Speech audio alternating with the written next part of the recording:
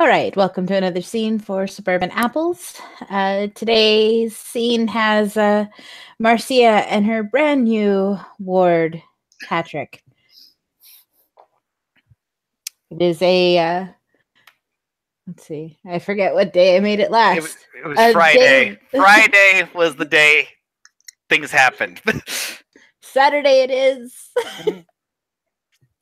So, the day after Falala popped. Patrick. What? You're about to find out.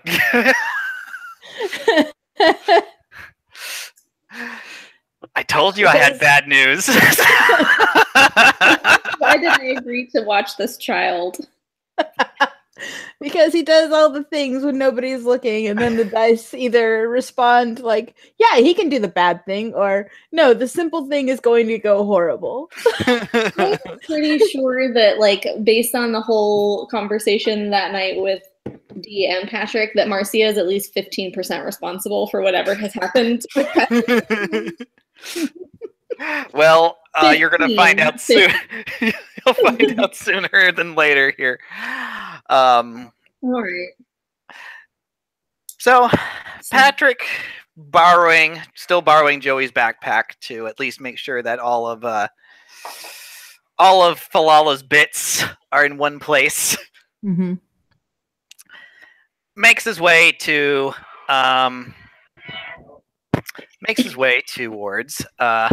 Marcia's home, and sort of stops and takes a look over at Vin's place up towards the window where Emma's supposed to be, and just sort of gives a small frown for a moment, and he buckles up tightens the straps on the backpack for a moment, and comes up, and he tries to just open the door.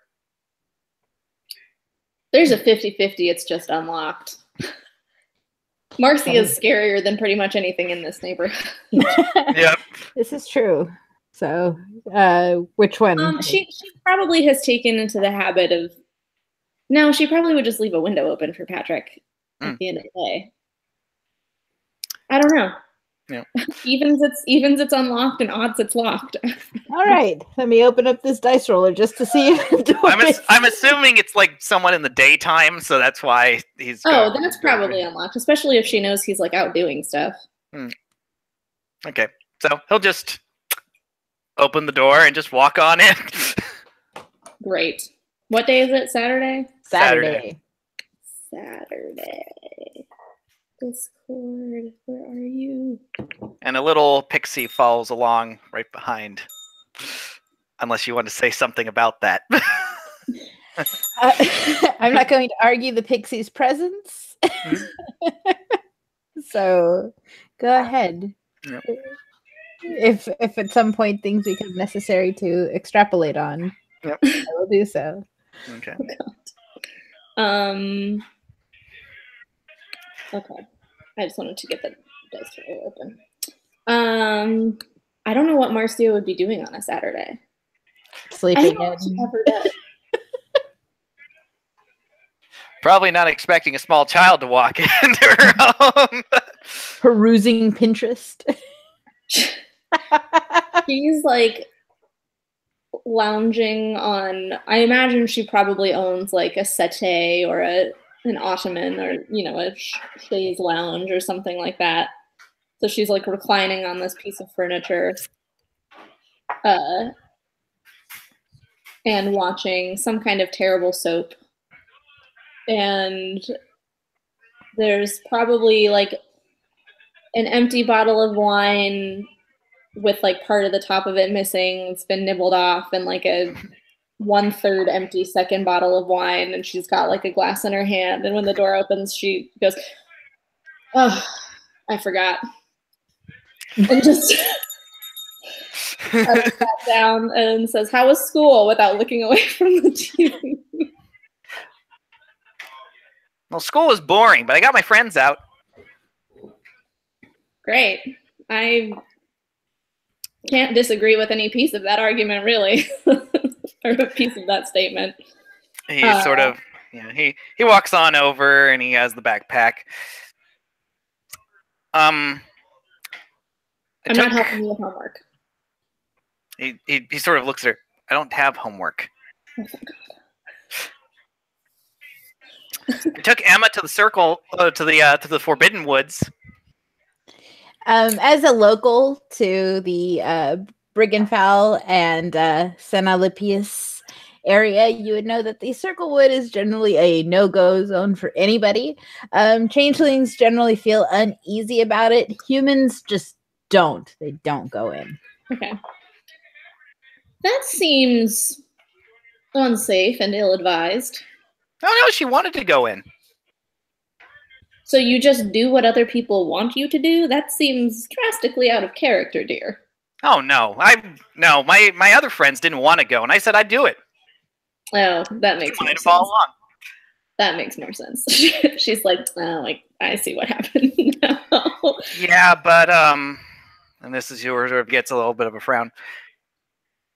Well, he just unzips the backpack and he pours fluff and pieces of falala all over the ottoman. This is simultaneously an in character and out of character.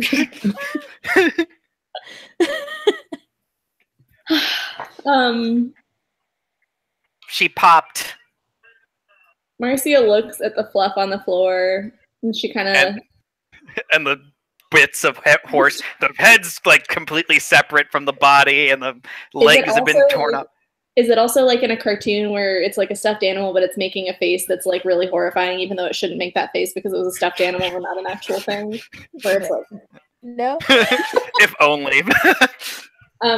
Marcia looks at the pieces of horse and the fluffy fluff bits, and she thinks back to a very recent conversation that she had regarding this horse and how it was like the last bastion of safety between this mysterious changeling girl and whatever terrible thing was looking for her. And she just looks at it for a second. And she takes a long drink. I don't know how it happened. It didn't get wet. And she looks at it again and she just says, this seems right. Of course. No, it's not right. It's not right at all. It didn't get wet. Nothing should have happened to it. It didn't get wet. Well, unfortunately, I think that perhaps there may have been a misunderstanding about what Falala's superpowers actually were and what her super weaknesses were. Water, it seems, was not the only one. Do you want to give me maybe a little more background than just she popped? Did something pop her? Did she just pop on her own? Where were you when she popped? What were you talking about? He sort of thinks for a moment. Well, me and Emma were walking through the woods on the way to visit Ted. Yes, the Circle Woods. We were on our way to meet Ted. Ted? Oh, yes, Ted. Is this another homeless man? Oh, no. Ted's a dragon. A dragon. Mm-hmm. He's this big. That's not what I would call a dragon, darling. That's a gecko at best. He's a dragon. And he says funny things. So he's a funny, tiny dragon. Mm-hmm. And drinks lots of tea. Kind of sounds like my husband, except for the tea part. Your husband's a dragon? In instances, she says, and she gets like a wistful look on her face.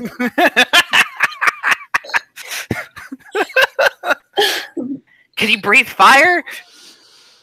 Well, he can make me breathe fire. I'd like to see that one. No, you don't. Not with Marcia, you don't. So she, But as I was saying, we were on our way to visit Ted, and just before we got there, Emma put her down and said Bilal was scared. Well, it was the Circle Woods, darling. It is not the most welcoming forest I've ever seen. So Falala was scared, and then she popped? No, we didn't see her pop. We went to go talk to Ted, left her back in the woods a bit, and then we came back and we saw her all in pieces. Ted talked to the marble gobbler, and the marble gobbler who had seen it just said she just popped. What? And he's saying this, of course, like it's all matter of fact. Of course, the marble gobbler said. If you had to describe the marble gobbler, sounds like an unfortunate sorority nickname. How would you describe it? Oh, he's like this little bloated green sort of thing. Has a head like a chameleon almost, except his eyes are a little too far wide, and he's got this huge mouth. And he eats these giant orange marbles, like this one. He says actually, he reaches into like his pocket and he pulls out like a good orange sized, just about an orange sized, maybe more like a tangerine sized, glowing orange orb.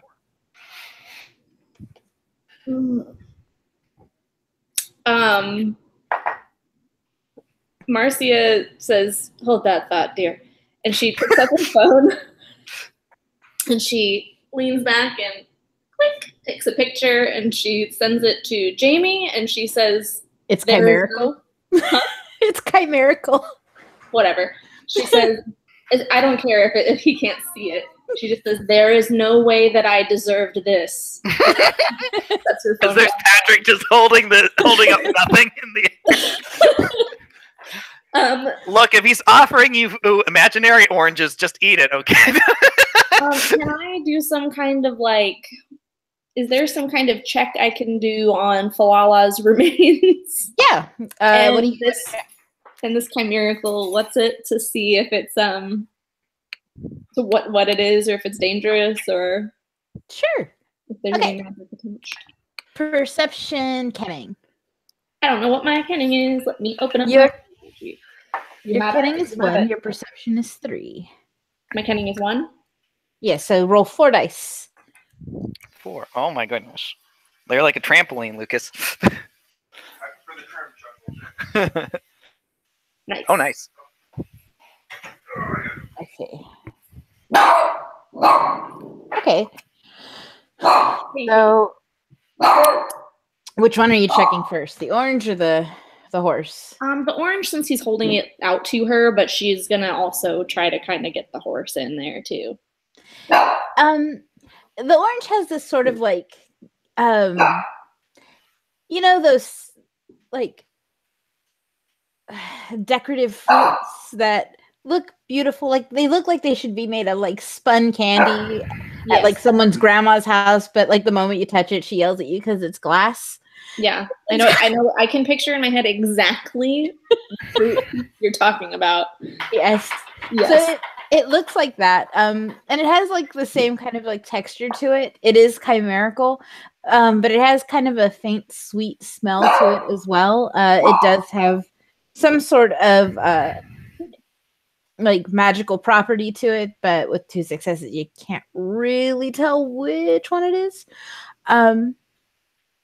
But perhaps Patrick has seen what happens if somebody, chomps down on one. I was gonna say she's just gonna. There's a 90% chance she's just gonna eat it. Yeah.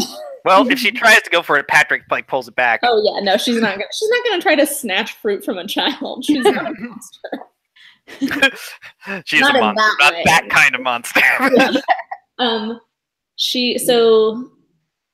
And then let me do for Falala. Okay. Separate roll? Yes, same number of dice, separate roll. The magic is still in Falala. She's just in many, many pieces, but the magic seems to be intact. Oh. Well, that's good. Mm-hmm. It seems that who or whatever mangled Falala or caused it to pop doesn't know the rules.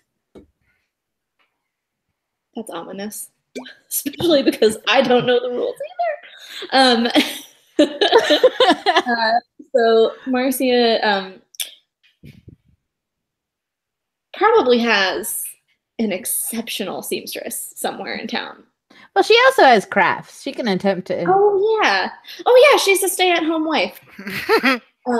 Sure, that's all she is. Like, sure. Well, she has time to like do things and like learn how to like actually fix, like not to just shittily sew a button on something when it needs a button. Needs to look nice. Needs to look proper. Yeah, like she could probably hem something, whereas I just have to cry into the $20 I have to pay somebody else to do it because I have to figure out how to fix it myself. I'm not sure if it would be dexterity, perception, or intelligence crafts, but all of those have the same number of dice, so roll 5 dice if you want to attempt to fix Falala. Yeah, probably not right this second, but like at some time between this session and the next. She didn't even cry when she saw it. Hell yeah. I fixed the shit out of Falala. Damn!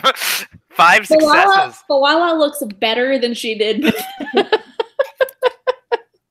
That's a lot of successes. Yeah, you do fix the crap out of Falala. Can I also... This is gonna sound probably suspicious, but can I put like a doggy microchip in there?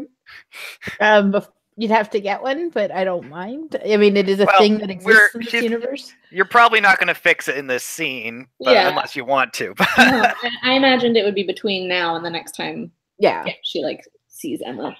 I would like to know where that child is, or at least where this thing is at all times. Yeah. So she's gonna get a good one. So she said she picks up Falala's severed head and kind of looks at it for a second, and then she turns it toward Patrick and she says, "The good news is I think I can fix your little friend." And then she like drops it back onto the pile. You can? He says as he's looking at it. I couldn't even fix it. Well, how were you trying to fix it, dear? Were you trying to use magic? Well, yeah, that's how her mom made it. Yes, but well, actually, her mom didn't make Falala. She said her friend made Falala, and then she did something. She sang a song. Her mom's friend? Mm-hmm. Yeah. She said her mom's friend came and told her something and made her mom very sad. And then her mom's friend made Falala, and then she held onto Falala, like didn't let go of it for, I don't know, like a bajillion days or something. And kept singing in a song, something like, something like that, and pricked her finger, and there's her blood, and my blood on the tag there, he says as he points it out. But that's what she said, and then she gave it, and she said, whatever you don't ask Falala why. That seems fair. Can Falala still talk? Not that I'd be able to talk to her anyway. You can't, but Patrick knows somebody who can. Okay. Well, that's like, well. So I know 2 people who can. So she reaches but I know out which one. Like a little drunkenly, like pats his hand, like she's trying to be soothing, but she's like not sober enough to be. Yeah, this should be comforting. Well, he actually thinks that she's trying to play like, hand slap or something, and he like pulls it out of the way and slaps her hand. She says the thing about magic, or things that are magic, is that sometimes using magic to fix them is just goofy because there's already magic there. They might need a little more human touch, and I happen to know how to do an exceptionally tight, seamless stitch. And I love that he won't question that, even if it's like... Yeah, no, he's just watching, like, he's like in wide-eyed wonderment that she can apparently fix this thing. So, your marble eater friend eats these. Mm-hmm. They make him disappear. They make him disappear. Mm-hmm. If I were to eat it, it'd probably disappear.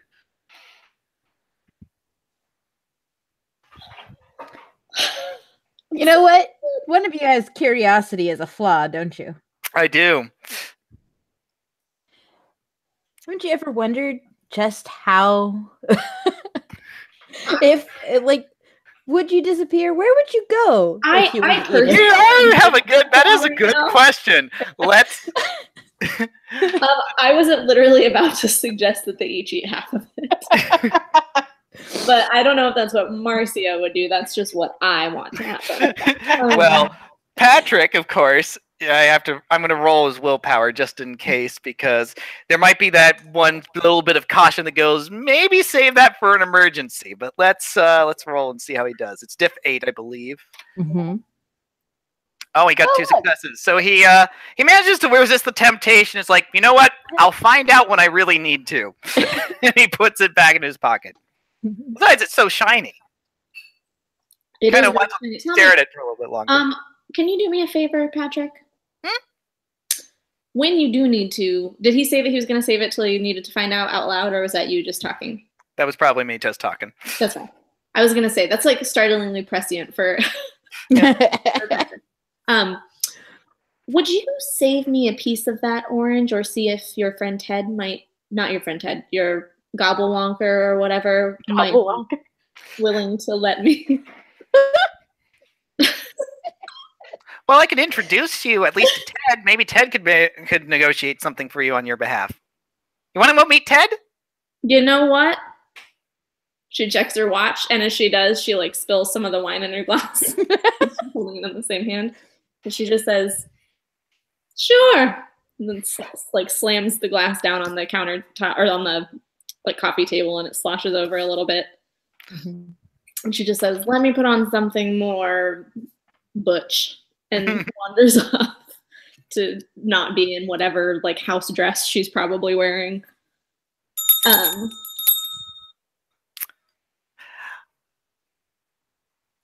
How long was we stuck in there? 2 hours? Did she hear that? You hear the bells. Well, but did you hear him say how long were we stuck in there? Yeah. How long was he stuck in there? Oh, okay. 2 hours. Ooh. How long was who stuck in where? Good question. Marcia pauses on the stair. Like it's that thing where she like walks upstairs and disappears, and then her head pops back, like back down. Yeah, like, yeah. Who is stuck in places? Yeah. Oh, the evil sorcerer. Oh, the evil sorcerer. Mm-hmm. Have I met him yet? He lives next door. Well, turnabout is fair play, she says, and she goes back upstairs. She'll check in later to make sure that it wasn't like legitimately life-threatening. But that doesn't really seem like Patrick's style unless it's on accident. So so she changes into like outdoor like jeans and hiking boots or whatever. She definitely brings her chimerical knife stashed about her person. She probably also just brings like a regular knife or two just in case. Snacks. She's got a bag of trail mix, but there's like other stuff in there that's not trail mix. It's just like probably weird shit she found around the house that she's just like tossed in there that she likes the texture of. Housewife, is it like Adderall? No, just I would imagine that being a red cap, she's probably like, since they're not really super concerned with how anything tastes, like they can be, but I imagine that like texture is probably a really big deal for them. So I would imagine that there are certain things that she enjoys eating that are not technically foodstuffs, but that are like detergent pods or whatever, like shit that's like, you know what I mean? Like she's like, it's basically boba. Like, my God, she can actually do the Tide Pod challenge and live to tell about it. Oh my God, so dumb. Oh God, that's a red cap prank. Some red cap started the whole thing. I'm calling it canon now. Yes. Oh yes, the forbidden fruit, and just starts gobbling the marble eater. the Puka started the propaganda. The red caps made the videos. The Puka started it because they thought it was really dumb and silly, and the red caps were like, challenge fucking accepted. All right. You tried cinnamon last time. Let's see if this is any worse. Yeah, so she's like ready to go, you know. Yep. No, Patrick's already halfway like out the door as soon as she's ready. So. He is going to let another like adult type person who is a changeling know that they're going into the Circlewood just in case. Whether it's one of the two guys who made Patrick her ward or whether it's like Vin is whatever, either way. Jamie or Michael are the two red caps you would probably Yeah, she'll send a group text to them that just says he's dragging me to the woods. With like a bunch of the unimpressed emoji, the one that's like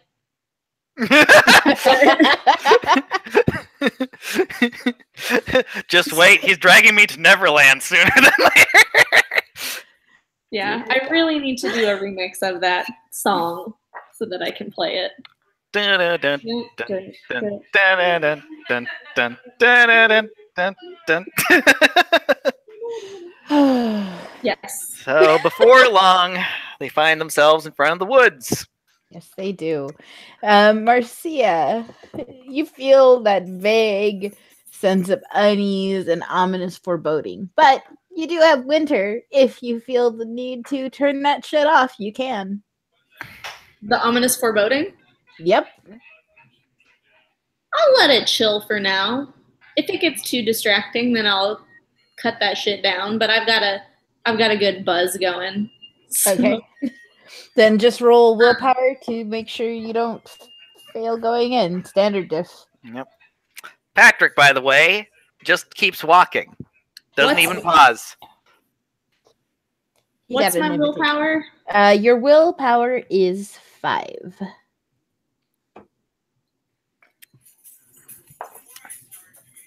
Yep, you're good. Reasonable. She does palm a knife as she goes, though. And she's it's like a butterfly style, and she's just doing some casual fidgety tricks with it, you know, like flipping it closed and open and stuff like that. Oh, there's 2 of them. Yeah. Patrick actually is like watching this for a moment. It's like, is that a butterfly knife?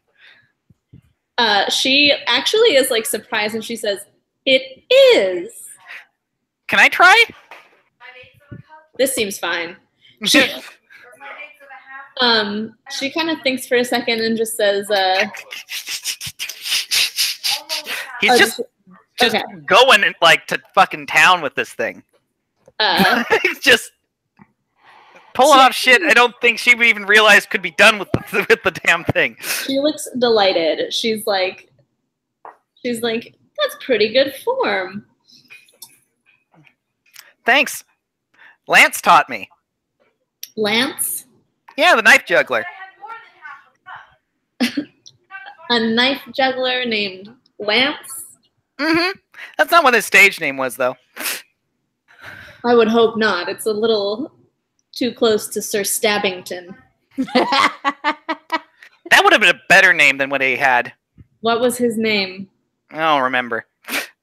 It wasn't Mr. Sir Stabbington. He says as he's just scurrying around. Was this one of your old friends? He just sort of frowns for a moment as he's just like he's like almost like half paying attention as he's like flipping this sort of thing around for a moment. And he's like, kind of.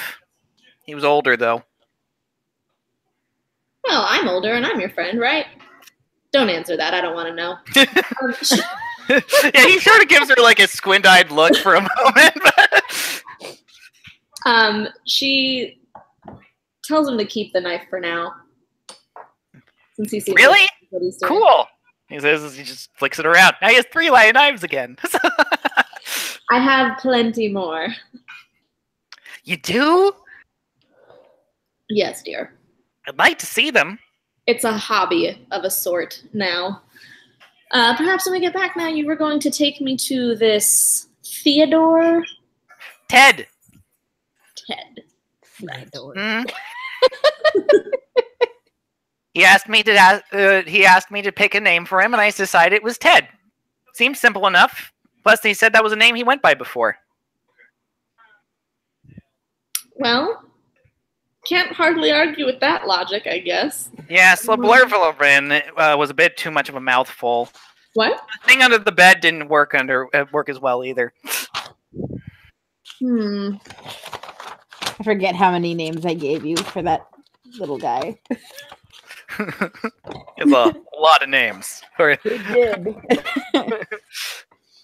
and I purposely butchered the Slavic one. Good, because I probably didn't write it down. So he goes by Ted and the thing under the bed? Well, he said the thing under the bed was something he was called once, but he goes by Ted now. Probably because I called him that. Hubby for short. Do you see? Because thing under bed. It's a joke, darling. And she like laughs. he thinks for about a moment. It's like, sounds funny. I don't quite get it, but yeah. So she just, I guess, follows him. Yeah. Deeper into the woods. The first part of the woods, once again with the description, is filled with chimera that are used to avoiding human sight. So barely out of the corner of your eye, you'll see like tails flicker, eyes that glow, blink out, but nothing that you can really focus on because these are creatures that survive specifically because they can stay out of direct sight. Marcia probably still looks faintly unimpressed with like the entirety of her surroundings. Like she willpowered her way in and now she's just like, this is it. And like every time that one of the like spooky snaps come and there's like the flicker of eyes, she just kind of narrows her eyes at it and continues on. As if to say, was that supposed to frighten me? I so badly, except that there's no reason for her to want her to start humming under her breath, but she's not going to. All right, thank you. Yeah, so she follows Patrick through the woods, over the river and through the woods to Ted's house we go, I guess. Mm-hmm. The next part of the woods is it starts to get darker and the brush and trees in general start to get thicker. And here's where like the slower chimera, who even though recently there's been more company than they're used to, are generally not of the habit of moving out of the way of things. Eventually, Patrick's going to break them. I tell you. Yeah, they're just going to be like, "What?" God damn, this fucking kid. Who's he bringing now? Oh, I see. Cool. Red caps. Got it. Awesome. Beck fucking tacular. There's a couple of like weirder chimera here, like the stuff of truly creative kids, but for the most part it's like the abandoned imaginary friends of kids just like trying their hand at making imaginary friends. So they're like rip-offs of Saturday morning cartoon shows and stuff. So like the adult deformed karate lizards, like yeah. You know, just kind of, you know, making their way around, you know, conversing with each other. The way they talk though is a sort of chittering that unless you have a very specific language knowledge, you're not going to pick up on. They start walking through this like terrible woodland club of horrors. And, Marcia just like kind of, she has a moment where she sort of realizes what kind of day it's going to be, and she reaches into the pocket of her jeans and she pulls out a very dainty flask and she knocks back a sip and tucks it back away. And sort of just like, you know, to a couple of the ones as they like look at her as they pass. If any of them keep eye contact for too long, she is absolutely going to pull up. What? If you want to do a perception kenning as well in the area, you can. Okay. 5, right? Or 4. Or 4. Yeah. Yeah. When the DM suggests something, it's usually a pretty good idea. Hell yeah. In the near vicinity is the unmistakable magic of a trod. Perpetually open. Like, it isn't one that needs to be triggered. It is already open. That seems not great. Hey kid, do we have time for a momentary detour? Hmm?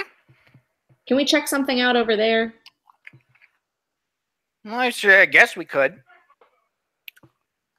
It might be exciting, but it might not be. But it probably will be. And she turns and kind of picks her way through the crowds in the direction that she sensed the trod.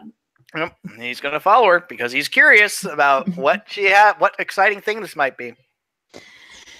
As you take if you like veer away from just going to the center of the woods, you find the trod. It is open and it seems to lead to a row of houses lined up. Like, if you look into the trod, there is a silver road, but all along it are very nice and neat looking houses. Oh my god. Oh, this is the town that Ted was mentioning. This is the best day of my life. I think I know where we're going. But yeah, Patrick says like, oh, oh, this is the town Ted mentioned. Is it called Stepford? I don't know. He didn't say it was a name. He just said he was going to go into town one day if we needed to look into something. Huh. Marcy picks up a stick and kind of puts it into the trod just to make sure. Oh, and he said I should bring people next time I go if we wanted to go in. Ooh, we could get Ted. Ted could show us the way. Okay, so out of character. I'm assuming that Ted is actually kind of evil. He wants Patrick to bring people through to this place because it's some kind of like our suburban horror situation. Marcia looks at him and she says, or we could go through and surprise Ted. He just sort of brightens up. We could. I don't know why Vin had such a hard time with this. This kid is so easy to manipulate. You know why.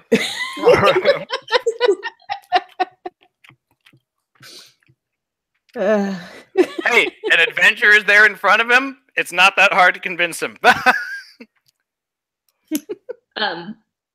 Yeah, like literally all you have to do is couch it as like some cool weird kid shit. He is the ultimate kid.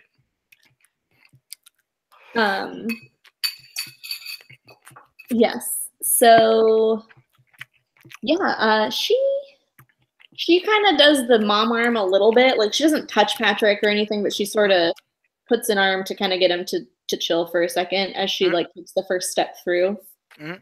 And she steps through the trod. Patrick just hops. hops. This is a mistake, but Patrick just hops after her. That's fine. So, is there anything like? Is there a? Oh, Bella, say. Can I It'll be fine. It's gonna be fun. Someday Bella's gonna speak, and Marcy's gonna turn around and say, "You rang."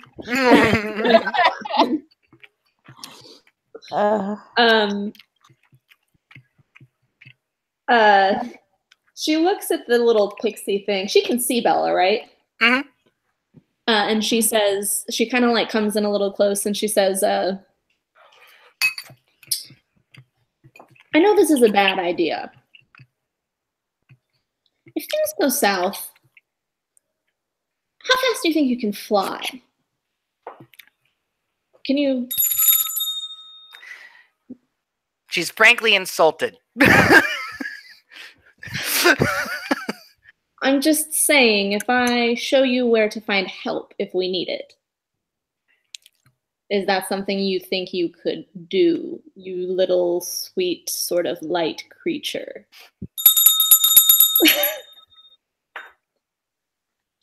She says she guesses. There was probably an expletive in there.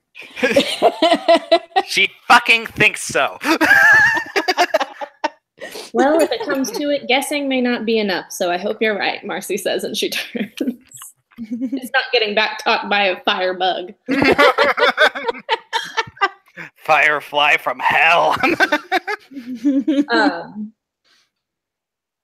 Yeah, so is there any kind of like, is it just like is it a straight line just with houses? Is there like, are there trees and shrubs and gardens and stuff, or? It looks like a neighborhood. Okay. Very well kept. The houses are not uniform, but sort of in a pattern, like there's like a 1-story, a 2-story, another 1-story, maybe a 4-story. Like there's, like it's part of the same development. Obviously, part of it. There was a plan to this city, this neighborhood, this suburb, if you will. A couple of houses have shining pink flamingos among the meticulously cared for gardens. Is there any signage? Like, are there house numbers or like welcome to Cibola Vista? The house numbers are not in a language you recognize. Okay. But there are markers there. Marcy kind of leans toward Patrick a little bit and she says quietly, "Did Ted say he was from here?" Oh no, he said he might just have to go into town to get some information. Said we should bring people because it was dangerous. Oh. Well, that's admittedly not quite what I expected. I thought he would want to bring people to sacrifice. She doesn't say that part out loud. Probably for the best. Ted drinks tea. No one who drinks tea sacrifices anyone. My husband would disagree with you. No, Mr. Mason, I expect you to die. I just like all of the weird character choices that I'm making for Human Todd that have nothing to do with any part of the story. He makes me breathe fire. What? Yeah. Love it. Cool. So she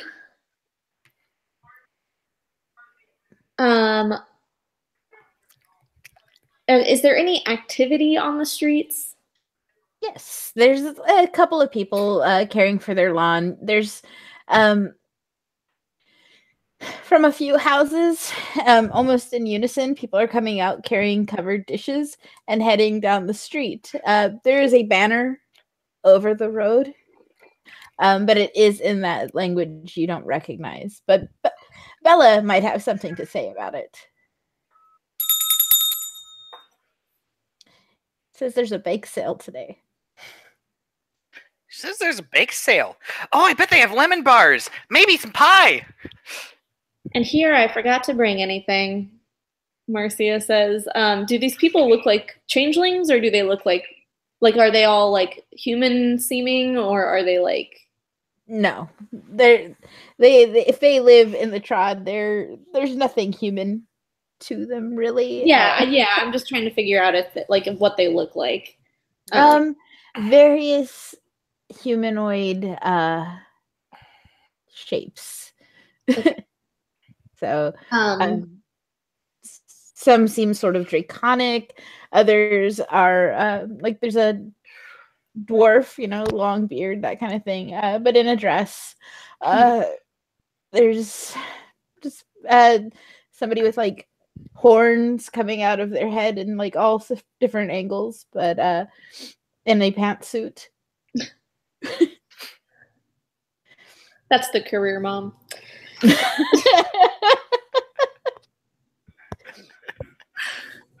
That's Nadine, the career mom. She used to be a paralegal. So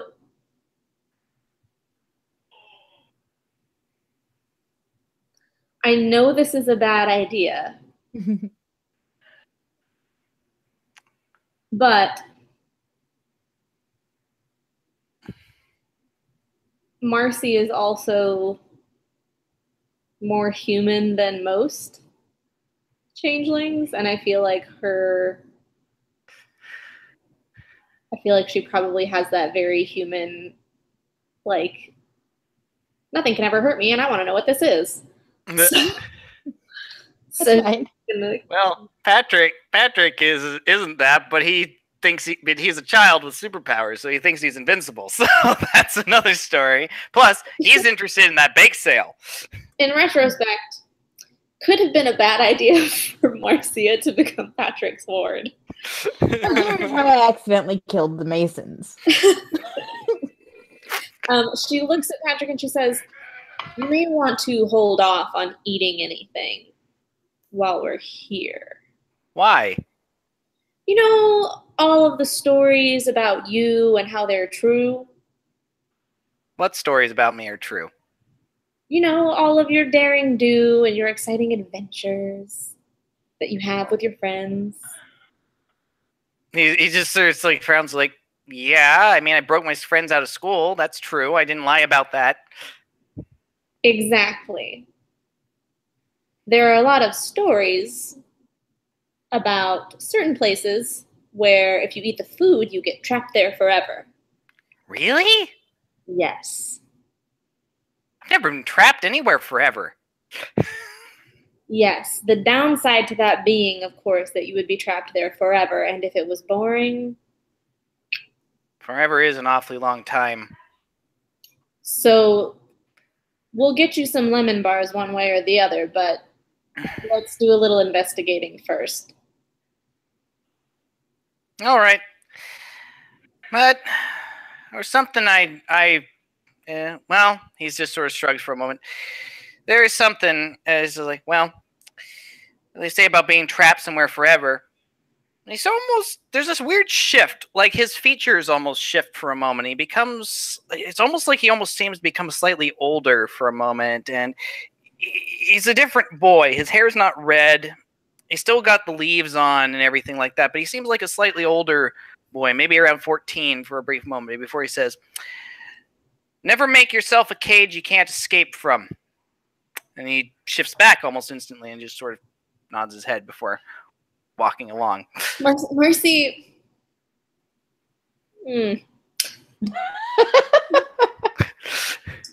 Wise words, and she just follows along. She makes that was a Once Upon a Time Peter Pan reference for you folks.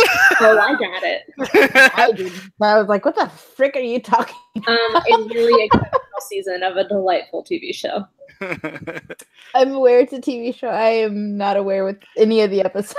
It's like the most fun junk food television about fairy tales. I think you would actually really enjoy it, but originally it was supposed to... Grimm? Huh? I said, but have you ever seen Grimm? I have, actually. I really enjoyed Grimm, too, because you told me about it.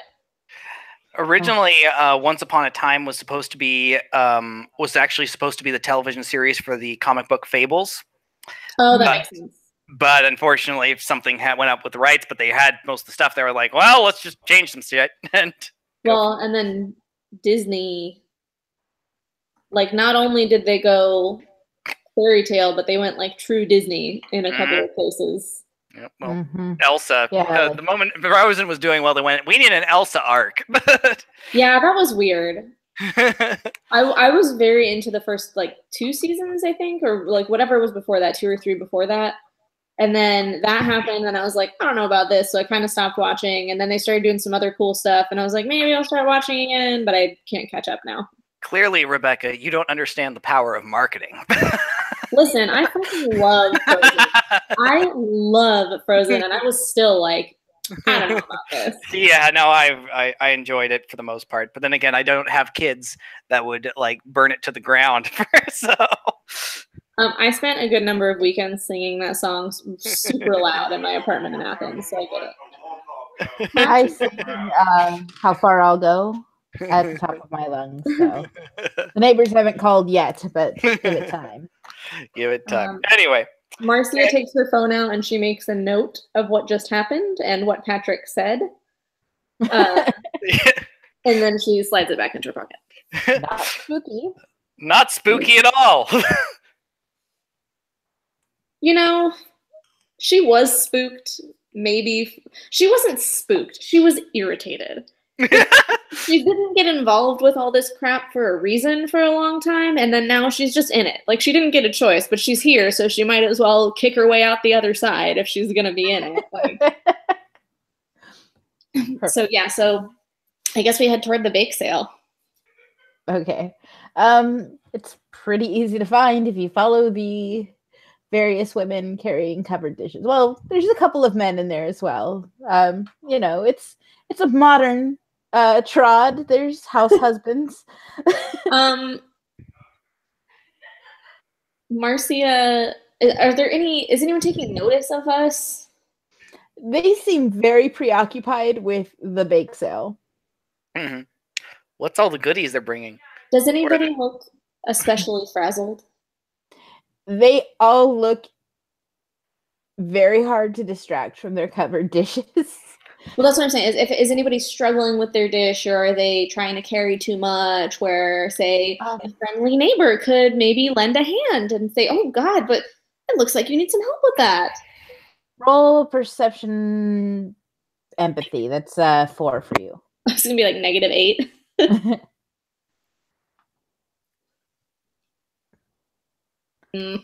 Yeah, no successes. You can't. You don't care. Okay.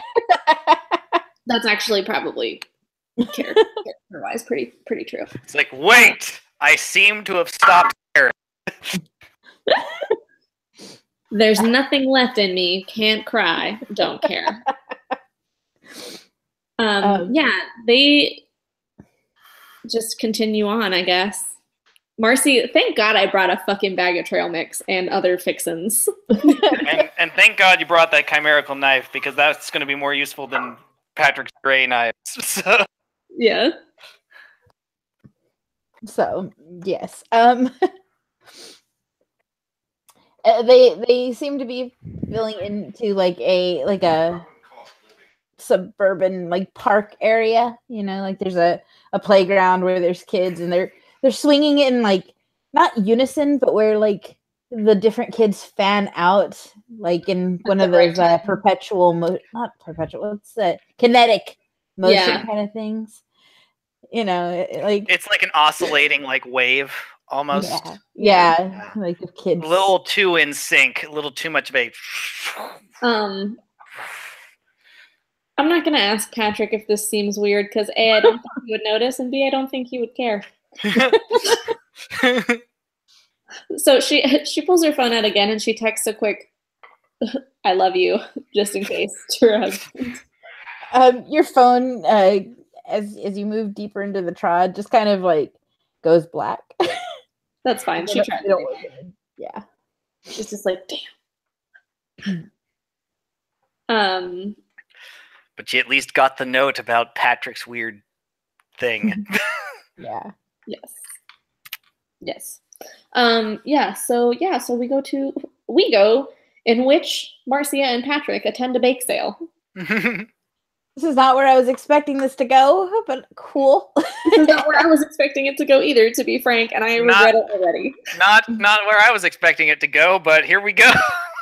Once again. If Patrick's involved, all the plot lines just... At least this one doesn't like utterly derail things. This one was an actual side plot. So, anyways. And who's going to appreciate it the way that we will, you know? Yes. Who indeed?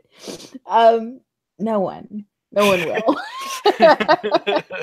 No one else would appreciate it at all. So anyways, as you reach the bake sale, you see like the people uncovering their covered dishes and like prepping them, you know, pulling out different baked goods and setting them up for presentation and putting little cards next to them that detail what they are. And Marcia kind of pauses. She just finds someone who's like general je ne sais quoi doesn't sit well with her, which is probably most of them. And she kind of wanders up and looks at their wares, and then she says to Patrick, "That's a bad bake," in a stage whisper, and just continues walking. Since the stage whisper is loud, yes. Yeah, you like the person who you referred to as having a bad bake starts like a panic, like.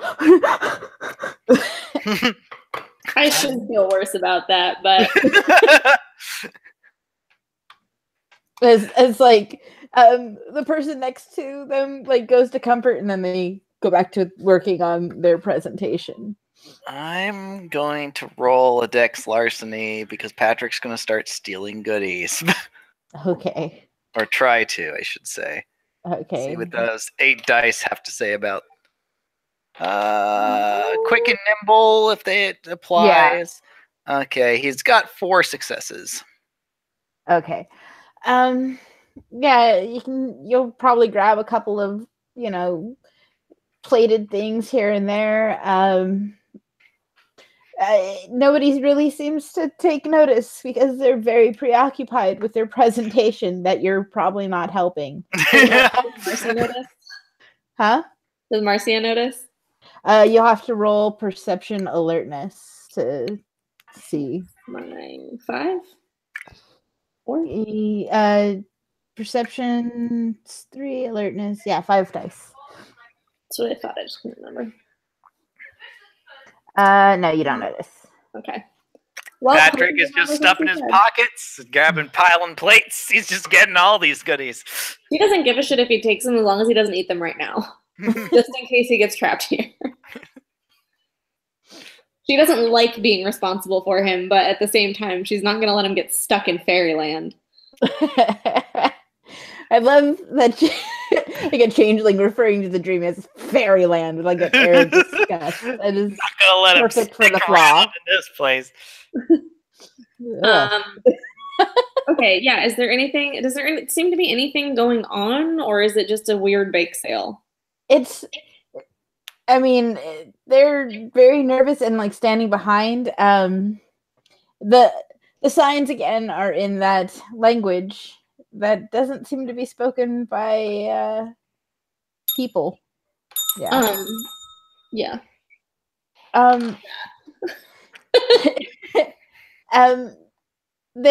Bella like flies down and like inspects one for a moment, and yeah, she'll chime out loud what it says, and it'll say like double chocolate brownies, for your consideration, please don't eat my children.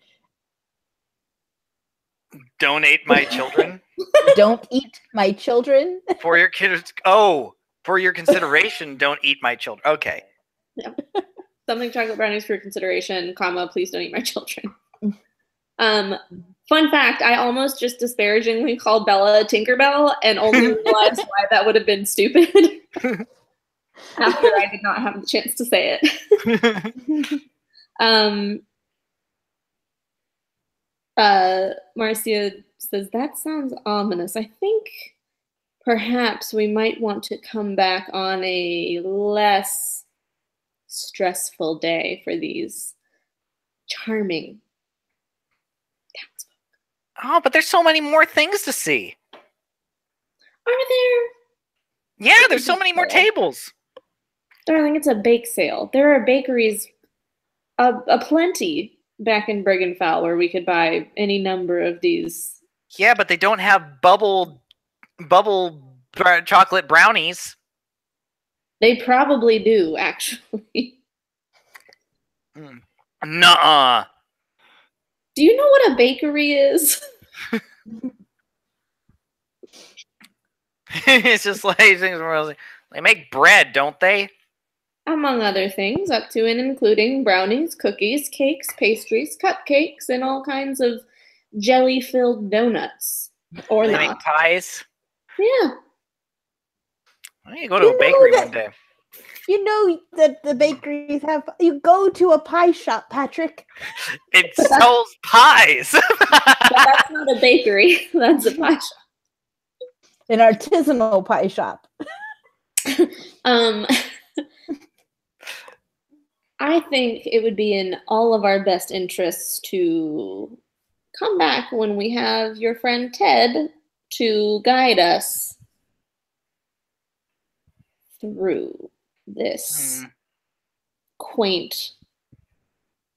Every time Marcia has to say something like charming or quaint, she like makes a little bit of a face. Just little town. I was just sort of frowns. Oh yeah, I guess. Anyway, I kind of want to see Ted anyway. Okay, so she starts trying to kind of like casually hustle him back out of the trod. Like she doesn't want to make it seem like she's hustling him, but she wants to hustle him. Now, to find your way out, are you following the road or are you following houses? I mean, are we not on the same road that we came in on? Yes, but I mean, you probably would have taken like a little turn to get to the park to follow. So, Oh, probably the road. Okay, wise choice. A wise choice. Perception alertness as you go along to see why that was a wise choice. The flamingos 5 are dice watching. 4 dice for Patrick. Let's just see if Patrick notices anything. Oh, Patrick notices things. Marcia might. Depends on what the challenge rating is. You got 1 success at least. Marcia will notice that the neighborhood looks slightly different. Patrick, you'll notice that the houses have changed order. It's like, what a funny town. The houses move. Great. Can I see the exit? Yes, it's at the end of the road. She looks at Patrick and she says, I bet I can beat you to the exit. And she just like starts to run. Like she doesn't give him a chance to. All right, he starts to follow. The good news is being short, his difficulty on pursuit rolls is difficulty 8. But let's see who wins the race. She's not really trying to win. She's just trying to get him Whatever. Well, you enticed him, madam. And quick and or nimble applies here. 1, 2, 3, 4, 5, 6, 7. Like a fucking rocket. She's so relieved. She also remembers as he goes like streaking past her that she has had more than a bottle of wine and a half in the last like couple of hours. And she should not be doing this right now. But she runs after him because that seemed like it was about to get real bad. Or deeply spooky. Or both. You hear this faint sound of buzzing behind you as you leave the trod. Aubrey. I feel so bad because anybody else looking at this is just going to be like, what the fuck? What the fuck are they talking about? It's like, oh, trust me, guys. You'll find out. You'll find out soon enough. We're all going to go into this trod one day. I love that I say that you guys are the only ones who will appreciate it, and you're like, no, we're going to get the others. No, we'll bring them in. We'll bring them in. We'll appreciate this, and we'll snigger about it. Well, the rest of them are like, what the fuck is happening? What's so sinister about a bake sale? You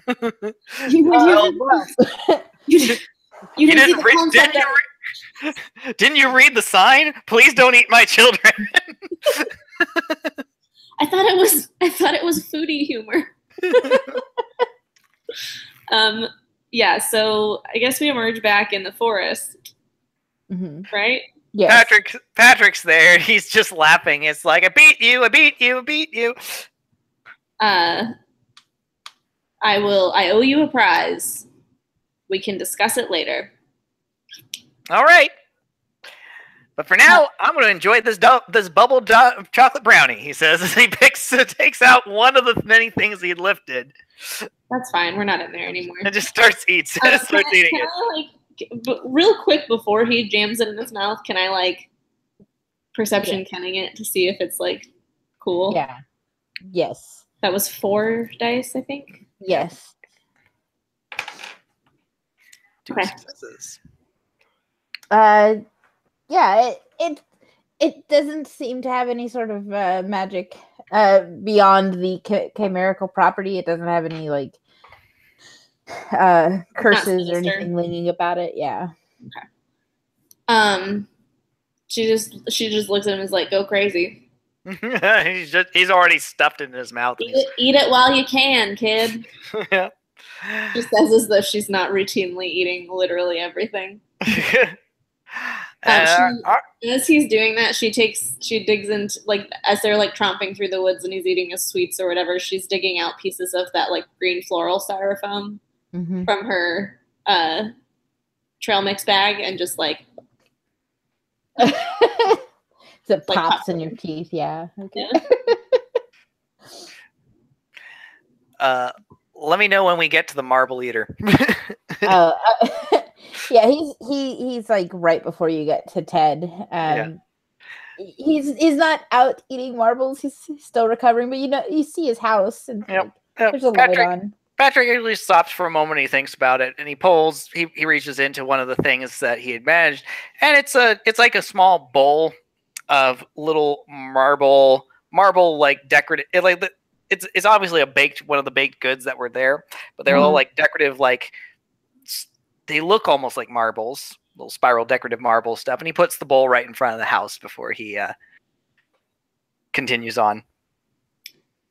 Okay. Making offerings to some kind of woodland god. No, he likes marbles.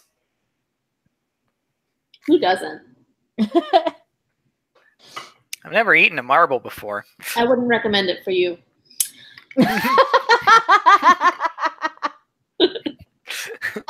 I love the like immediate response. I wouldn't recommend it for you. No. Why, have you had marbles? Have I? You know what I am, right? I have sharp teeth. Yes. I've eaten just about everything, probably. Well, have you had ostrich and cranberry sauce? Yes. Not together, but yes. Have you had roasted sheed? Roast what? Roasted sheed. I don't want to discuss this. Well, Squid did the other night. Squid did what? Squid had roasted sheed. Squid is would I know who Squid is? Yeah, he's one of Jamie's. Oh, is he that little? Is he the one who came to my door? Who I was just like, what? Yes.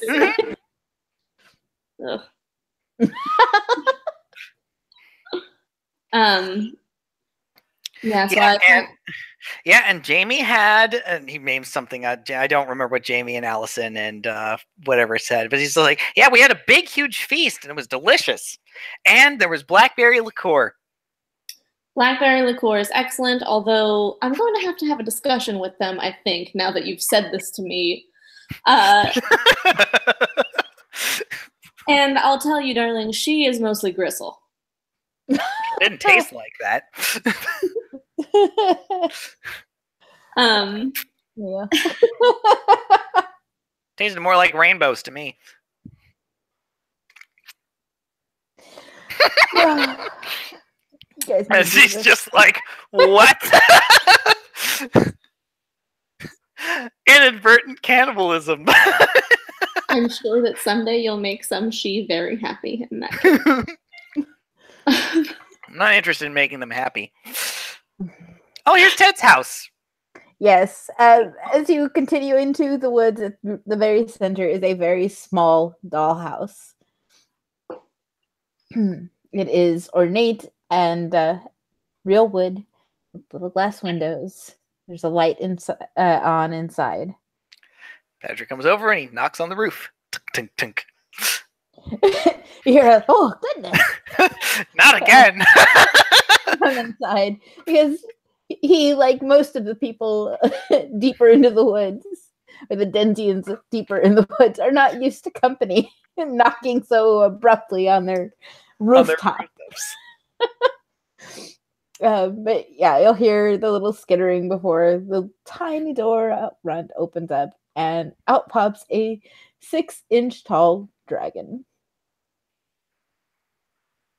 He looks, his face has like a sort of whippet quality as a mustache. Mm-hmm. Very small. Marcia kind of looks at him for a second, and then she says, "You must be Theodore."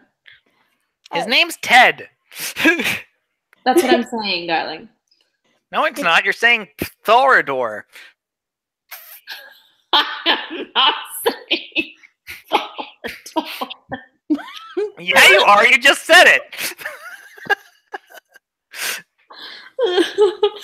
She goes down to, like, on her knees, I guess, to introduce herself and shake a hand, because she may be a red cap, but she knows how to play the game. Ted will observe her for a moment, and then he'll reach out a tiny hand and like shake her by the finger. Madam, nice to meet you. Patrick, pleasure as always. Oh, I brought some things for you, he says as he starts unloading the baked goods. Oh, I'm gonna have to make room. One moment. And with a small ceremony that Patrick is probably used to by now, he goes back in his house. Poor Ted. Yeah. Having to clean his attic every single time he has keys. Yeah. Take a step back, he says. Step back? Yep. Yes. And do you take a step back? Can I hear Ted? Yes. Okay. Yeah, I take a step back. Okay, good. Because the house, like after a couple of knocks, you'll hear inside the house, it with a poof starts to grow in size. It's not like a full-sized house. It's like a child's playhouse sized. Great. But it's significantly larger than it was. Better. Yeah. And a slightly larger Ted will open the door. Again, come on in. It's a little snug, but I am sure you'll be fine, he says to Marcia. Is that a fat joke? And then she Madam. She says, I kid. And she like swans into the house. As much as one can swan when one is an adult human ducking into a child-sized house. Yes. Inside, it's a nicely decorated home, pictures on the wall. There's like a little den area with like seats that would fit like a small child fine. Adults would probably be a little uncomfortable. Yeah. She sits in one anyway. She'll yank it off after she stands up. Yeah. But there's like a little sofa that might be slightly more accommodating than like the chairs. I'll sit on the little sofa. Yeah. and Ted will beckon you in, and he was about to have tea because it's Ted. Of course he does. And Patrick's just putting like the different things that he's stolen onto the table. Probably onto the floor because there's not enough room on the table for all the normal size things he has. And Ted's going to look at them and like stick a finger in them. He's like, "These aren't gray world snacks." Nope, we went to town. Yes, interesting neighbors you have, darling. Yes, it's about that time of year again, I suppose. The fall. They have these things every year? They have them every season, but this is the fall bake sale. What's the winter one like? What's the spring one like? What's the summer one like? Oh my. Well, various things. the autumn with the changing of seasons is generally he like looks at Patrick and he and he looks at Marcia. It's probably for the best. You didn't stay, right? Clearly. Clearly we didn't stay. It's Why was something cool going to happen? Is this... The changing of seasons, my dear. The changing of seasons.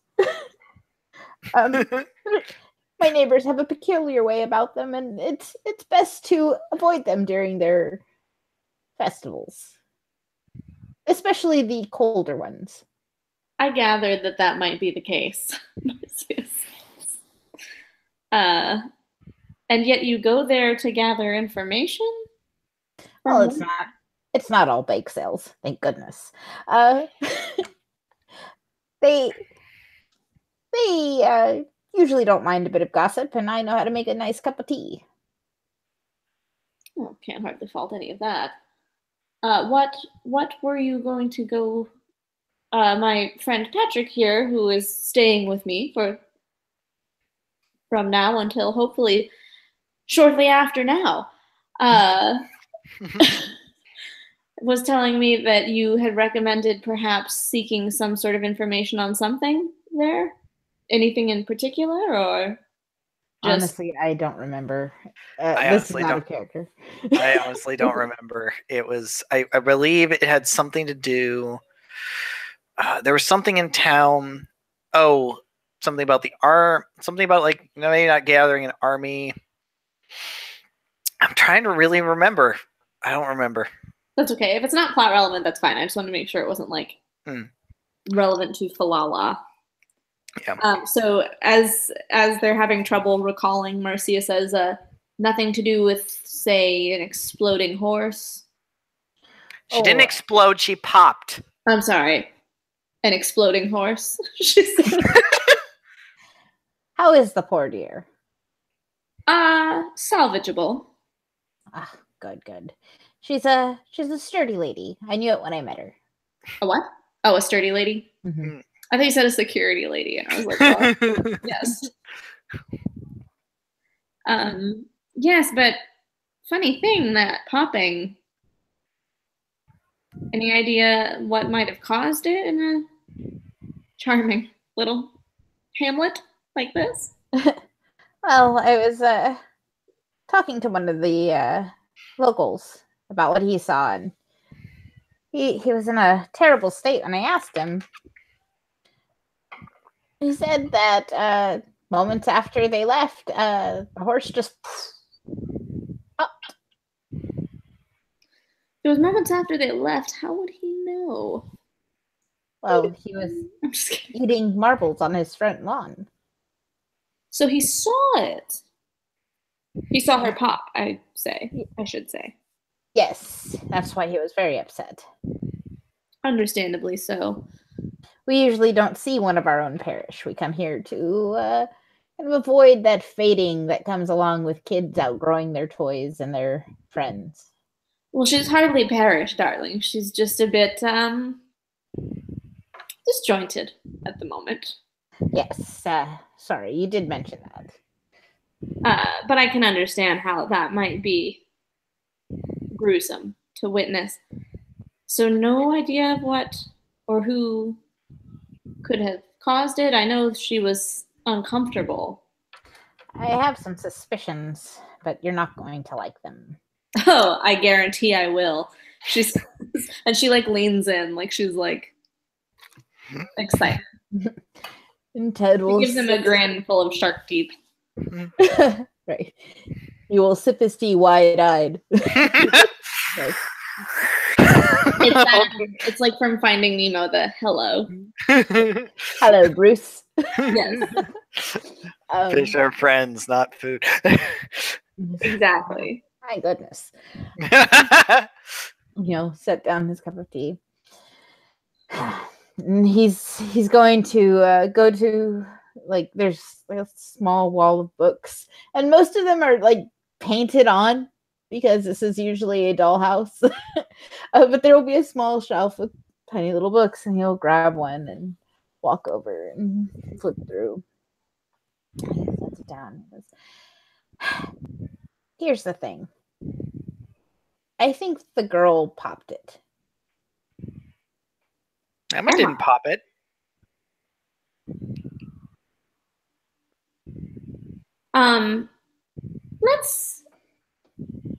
Let's hear what he has to say. At the very least, what a delightful imagination. Well, as you know, there are certain things that tend to deter people from venturing into my neighborhood. It used to be a little stronger, I think, but he says as he looks at Marcia. She just says, I am possessed of immense willpower, darling. And very little self-preservation. Well, there's very little that would hurt anyone here. It's more along the lines of what unexpected visitors could do to my, well, my friends, he says, finally settling on a word. What kind of friends are they? Well, this is where the forgotten come to reside. Either beloved or temporary imaginary friends. They come here where the imagination of what could be helps them thrive, but the fear keeps non-believers away from them. So are you suggesting that the little girl popping her horse is in some way the same, is dangerous to others here as well? I'm saying she shouldn't have stepped foot in this forest. She's not one of you, she indicates to Patrick and Marcia. Is she not? She's human.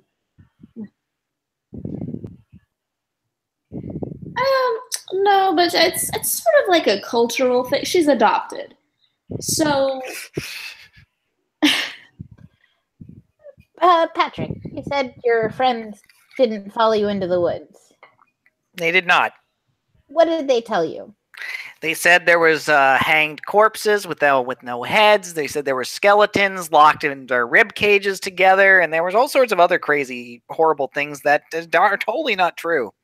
She looks at Patrick and she says, absolutely. If the corpse was hanged and had no head, it wouldn't be hung anymore. It would be on the ground.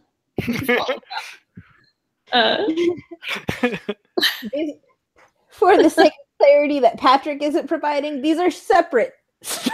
I know. I'm just saying shit. Sorry. Yeah, that's cool. Patrick, ever the orator. I'm glad to help. Thank you. So, interesting. And yet, did Emma seem scared? She looks at Patrick. She says, did Emma seem scared when you came here yesterday? No, she was interested.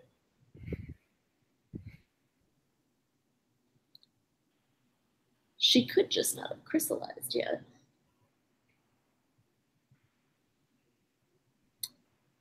Maybe she just hasn't matured yet, if you know what I mean. Even still, she wasn't invited, so she still should have felt uneasy. I wasn't invited and I came. You didn't feel any sort of initial hesitation? No. Totally lying through your ass. Well, I suppose it's time for me to... Nothing worse than I've experienced at book club. He gives a shudder at the word book club. But I take your point. So she was curious and not afraid at all. Exactly. What? think he's far away from his receiver. Sometimes it gets Uh-oh. choppy when he walks off.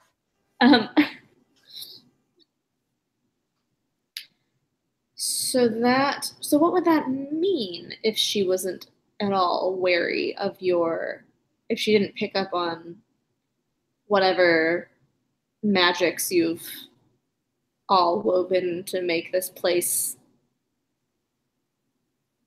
I don't want to say not welcoming, because once you get through, it's fine. But you know what I mean? She's like trying not to insult his home. It's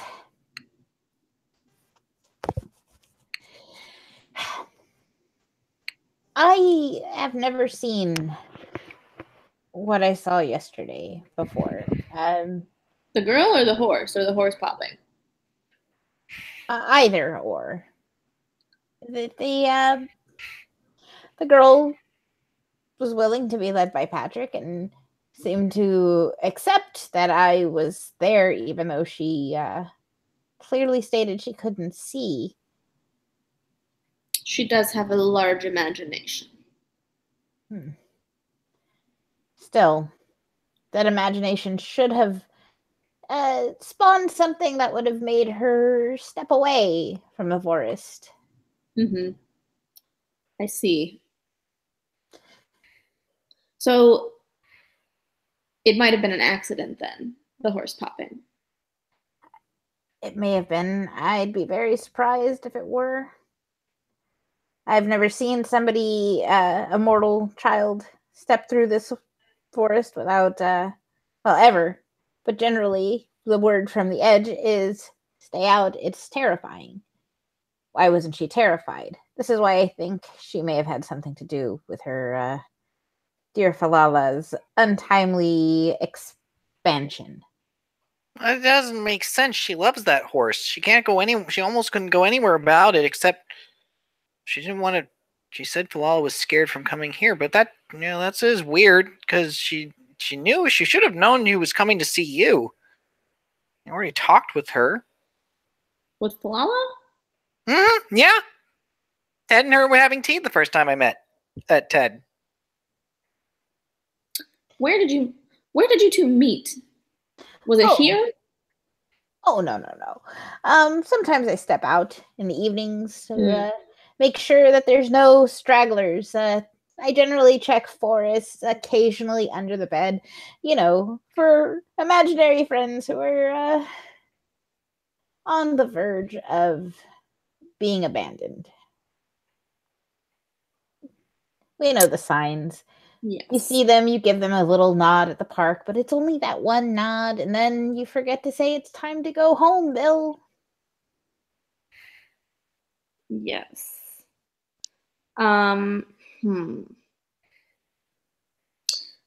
So she wasn't afraid, and she came through, and she left Falala behind, which is unusual for her. And then Falala exploded. Patrick, was there anything weird about Emma? She didn't cry when she saw that Falala had popped. She said the bad lady lies. Bad lady lies. And you liberated her from school today? Yesterday? Yesterday. Did she seem... Did you run into anybody else while you were doing that? You mentioned that you got the evil wizard into some trouble. I didn't. Bella did. Well, yes. Regardless, was he getting in the way? Was he interacting with her?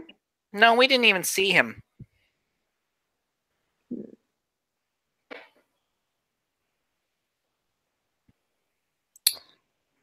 All he ran into was her teacher. So, Marcio says, so no one, it went off without a hitch? You just went in and got her out? Well, Well, I pulled the fire alarms. They were all filing out. She was being forced to leave Falala behind. She was upset about it, so I got the horse for her, and I was about to take her away, and the teachers tried to stop her. The teachers? Tell me about the teachers. Teacher, he sort of like, he didn't pay all that much attention to the teacher. So he's just kind of like, well, the teacher just was trying to see why she was leaving, where she got the horse. I said something, and then Emma pretended to be like she was going to hurl, and so he let her go to the bathroom, and that's when we made her escape. He let her go? Mm-hmm. So he's not the bad lady, we can presume. Well, I guess we shouldn't presume. You know what they say about presumption. I don't know what they say about it. I wonder if Emma's home. She's probably still grounded. She probably is. Vin is not one to change tacks. Particularly when he feels he's been wronged. I think perhaps we need to go have a discussion with Emma. Maybe if I fix Falala up for her, she'll be feeling generous. I'm sure she'll be happy to see her again whole in one piece. But yeah, I mean, when I was trying to fix her before, that's when she was talking about her mom and stuff, and it was really sad. And her mom's friend. Mm-hmm. Who she doesn't like? No, her friend made Falala. And you tried to fix Falala with the same song and magic. I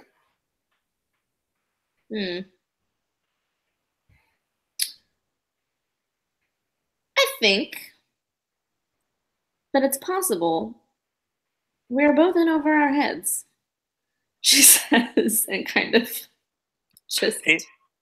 He sort of like looks up and he looks down for something. No, I'm not. I'm under it. She reaches over and pats him on the head. Ted will pour both of you a very small cup of tea. She thanks him because she's not going to be impolite. She says, at the very least, we ought to make sure you know something beyond butterfly knife tricks. It's not going to be very useful if somebody takes the knife off of you, and flashy though they aren't quite the same as stabbing a man. I've stabbed someone before. Oh, me too, many times. One guy was trying to entice me into a van for candy. He didn't have any candy. I'm proud of you in a very strange way. Men in vans rarely have candy when they say they do. Yeah, they tried that on me 3 times, and 3 times you're out. I think a better rule there is first time you're out. If anyone you don't know tries to get you to go anywhere by promising you something that you really want, it's probably a trap. But not to say that you can't occasionally go with them to meet your own ends, but generally advise not to walk into it unless you know you have a way out. Keep that in mind, if you can. He sort of like, don't make a cage you can't escape from. He doesn't change this time, but he just sort of shrugs and just... Marcia finger guns at him. Exactly. Ted, thank you so much for your hospitality. I sincerely appreciate it, and I am sorry for dropping by unannounced. Oh, that's absolutely fine. One moment, and he'll go put the book back, and he pulls a it's about business card size to you. It's about like this big to him. This should make it a little less stressful to visit in the future. And on one side it says Ted, and on the other side it's like a circle of trees with a little like I think it was like a house in the middle of it or something. I forget what it was. Yeah. Oh, actually, it was the circle with the woods and the name Ted right in the middle of it. There we go. Yeah. Okay. It is a very small map. Sweet. Is my phone working again? No, not really. I just want to take a picture. Oh, it's yeah. I mean, it's not chimerical. So I mean, once it's yours. You can take a picture of it out of the woods. Oh, he's like giving it to me. Yeah. Yes. Oh, I gotcha. I thought he was just showing us. JK. She asks if he has a scrap paper. One moment. He'll scurry upstairs and come back dragging a sheet of paper behind him. She scribbles down with probably a hilariously tiny writing implement her street address. And she says, I don't have a map for you, but if you're in Brigand Fowl and you find yourself in need, I won't say you can call upon me anytime because I like to sleep, but you can try to call upon me whenever you like. Well, thank you very much, ma'am. I appreciate your help, and if the situation becomes so dire that I need assistance, I will make sure to alert you to the situation. Good. I have a very particular set of skills. Ah, fantastic. As do I. Yeah, so he'll raise his tiny cup for a toast. Cheers. Cheers.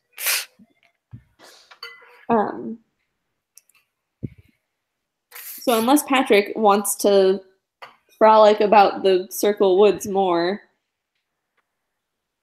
Nah. I mean, besides, we got some fighting to do.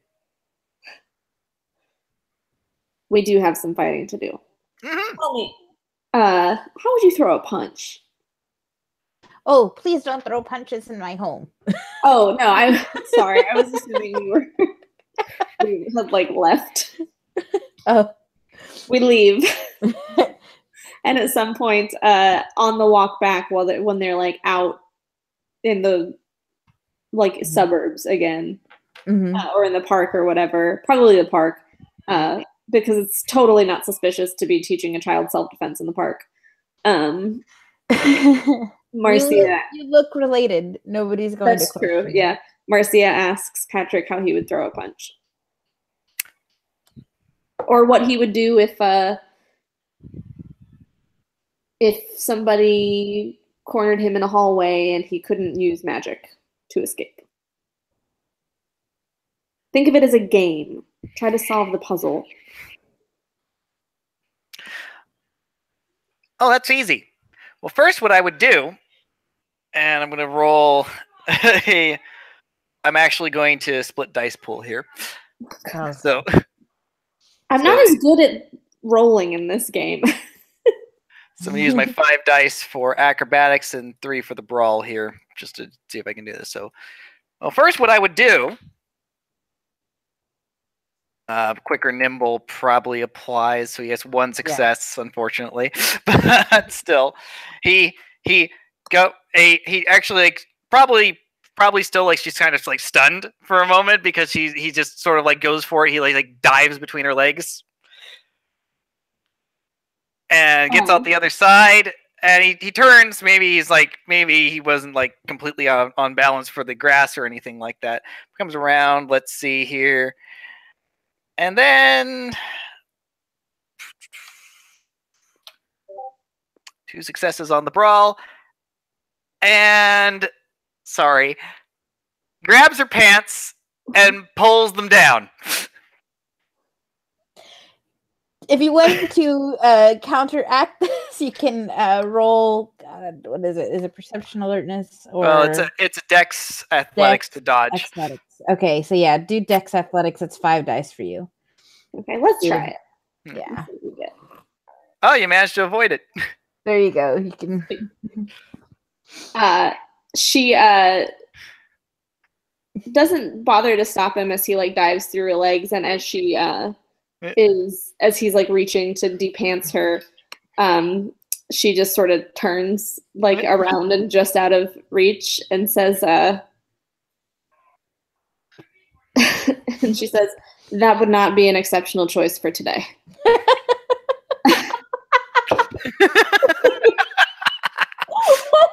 Well, it would have been funny. Maybe. But funny isn't going to get you out of a situation if somebody's trying to harm you. Although I will say you had the right idea with rushing towards your attacker instead of away. Closing distance buys you a lot of time because people don't expect it. And it's a lot harder to hit someone when your range of motion is this versus this. So she's gonna, I guess, I mean, we can like talk it through in character if we want to, but yeah, I'm like not great at explaining this stuff. Oh no, it's fine. But she's gonna walk him through some like basic, like how to, ways to get out of a wrist grab, if they grab over the top, if they grab from the bottom, headlock stuff, just basically anything that is a generic sort of human-y type move that someone might use to try to grab and abscond with a kid. She's gonna kind of talk him through like ways to release himself from those circumstances, or like how to try to wiggle out. Let me just do a general dex brawl just to see how well he's doing with her instructions. Show him how to stand up without getting knocked down, that kind of thing. 1, thing. 2, 3, 4, 5, possibly 7 if quick or nimble is applicable, but probably not. I'm into it. Well, surprisingly well. Probably an extremely quick learner, or he's just got this natural raw talent that's just there. I could see either. Yeah, so she talks him through like standing up in base and stuff, ways that he can get up so that somebody can't knock him back down or will have a hard time knocking him back down, ways that he can protect himself when he's seated, ways that he, can protect himself if somebody comes at him from the side or whatever. Just like basic self-defense stuff more than any actual like fighting, although she does show him some close-up chokes because they're fun. They're fun to do. Yep. And for people with little arms, they're a really good option. Yep. Both of you roll a perception kenning. Oh, God.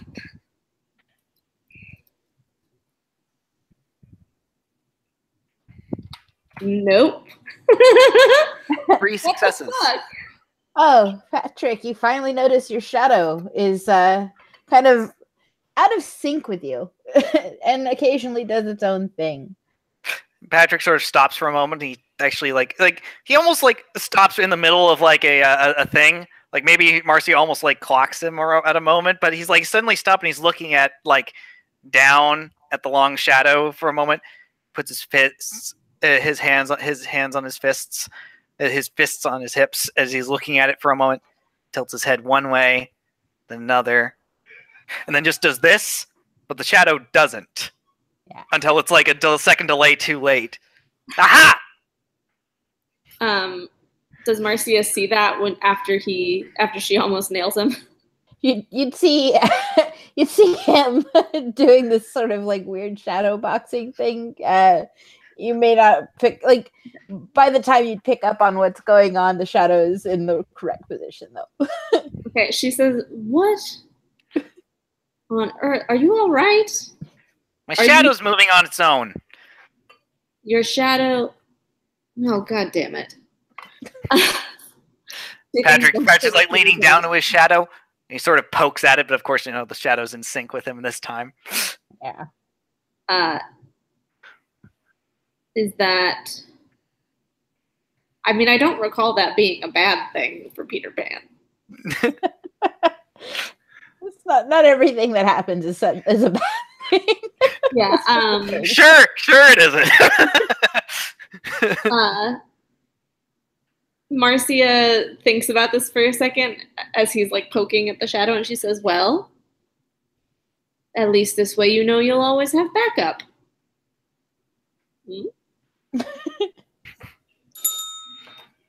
Of course I will. Bella will be here. But he's looking at his shadow, puzzled for a moment. He sort of folds his hands. The shadow goes, see? Did I see? Should I roll? Roll perception, Kenning, to see if you noticed his shadow. Okay. Yeah. Yeah, you did now. Okay, yeah. She kind of stares for a second and looks a little like off put, and she says, I have to say that is more upsetting in person than I thought it would be. It's making fun of me. Well, yeah.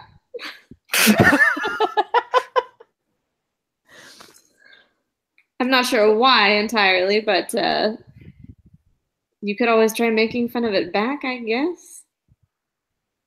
Patrick sort of frowns for a moment. He goes, okay. It puffs out its chest for a moment in sort of a mock Peter Pan gesture. And then makes like bullwinkle horns at it.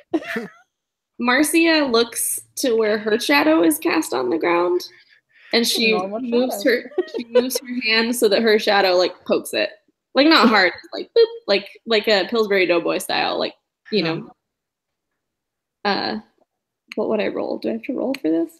No, you can control your own shadow. It does what you're doing. Yeah, your shadow will connect with Patrick's, and it'll like bat away at it, but your shadow does what you tell it to, and it's just like. But then it's like it gives like it looks like a sigh, and then goes back to behaving, and from this point on, it will do what Patrick is doing. Marcia says, well, you learned how to choke a man with your sleeve and you made a new friend, so I'd call that a pretty successful day. Like, friend. He just looks down. High five, he says as he just slaps the ground where the shadow is.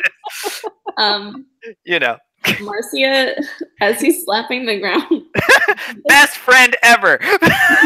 Marcy snaps like a boomerang of it, so it's just like him hitting the ground over. And she sends that to Jamie and Michael, and it just says, "Why?"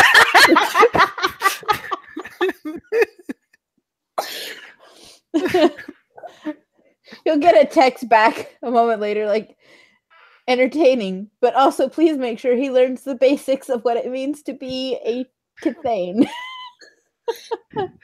She's the wrong person to pick for this. She barely knows what it means.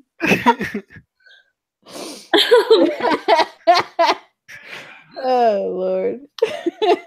She's definitely going to she's for sure going to conscript Patrick into doing some, like, really stupid, like, passive-aggressive, bitchy photos where they're at, like the Air and Space Museum, and she's like, oh, I guess I should have brought him to the Kithane Museum. Wait, it doesn't exist. Like at the public library, like, we're looking for the Kithane selection, but it's not here. Like, dumb shit. We went to the Kithane bake sale, and trust me, it was nothing to cry home about. She claps a hand to Patrick's shoulder, and she says, good job. I think this deserves some kind of positive reinforcement or something. I was reading a comedy blog earlier.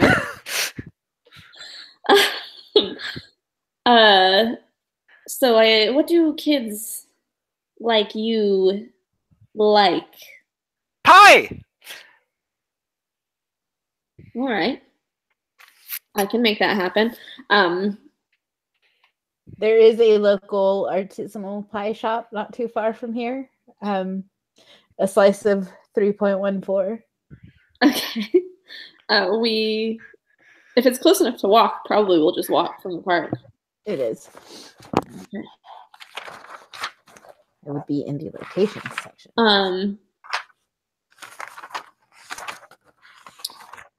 And she says, she So when they get there, I mean, she's gonna get Patrick kind of whatever pie he would like to eat. It's not like she doesn't have the money. Yes. And get him settled. Yeah, the shop owner is behind the counter. His name is, he has a little name tag, says Barton on it. He's a very muscular man, very large, with soft eyes and a sensitive demeanor. His pies are lovely, save for the exception of the lemon meringue pie, which has a certain like tried too hard quality. Like the meringue is like overly sculpted and therefore it fell during baking. It's it seems to be sprinkled with pop rocks. He hasn't gotten past that failure yet.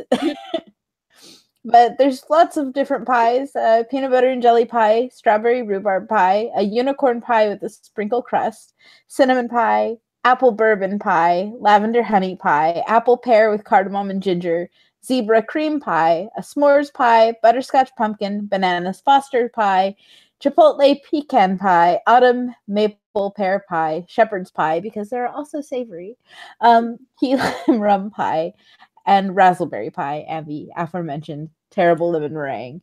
The pie of the day is apple bourbon. This reminds me of the time that I was so depressed in college, or just after college, that I made 5 pies in 1 week, and I fed them to other people so that they could eat my feelings. They were great pies, though. Yeah, Marcia. I mean, they probably get several slices of different pie, like a sampler platter of pie. Patrick says the unicorn pie is not made out of real unicorn. Somewhat disappointing. See, I don't know what the others were going on about.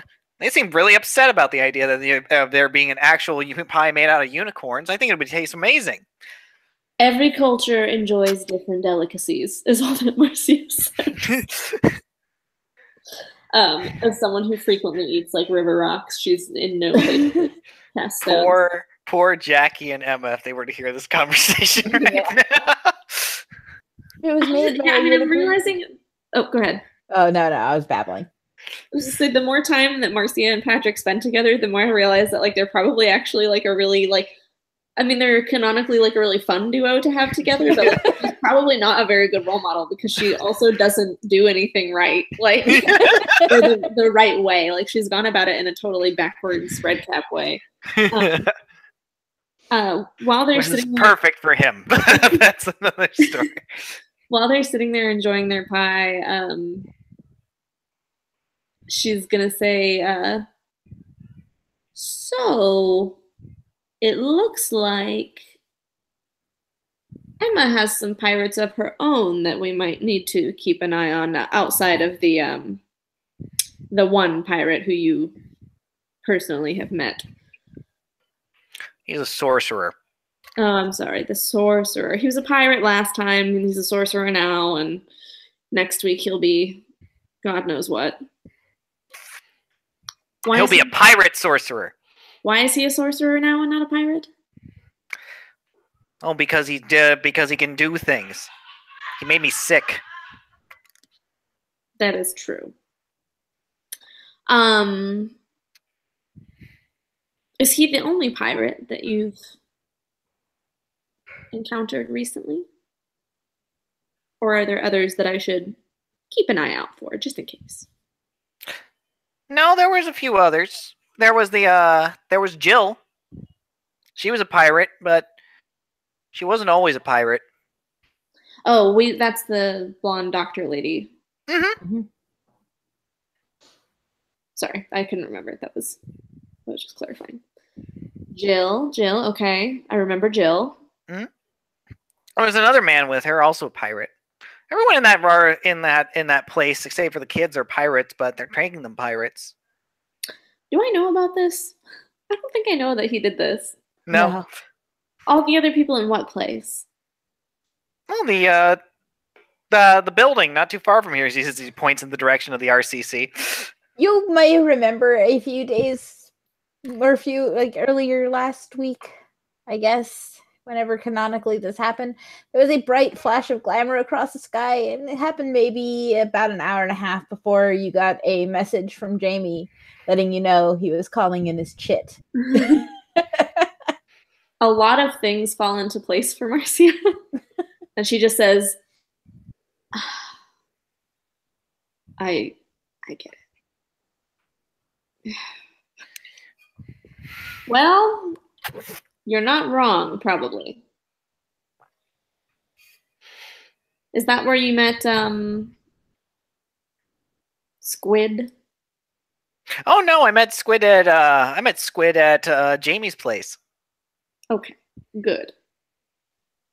If they were getting mixed up in that, I was going to have words beyond the words I'm already going to have with Jamie for serving a child blackberry liqueur. No, they were already going there, but 3 of them died.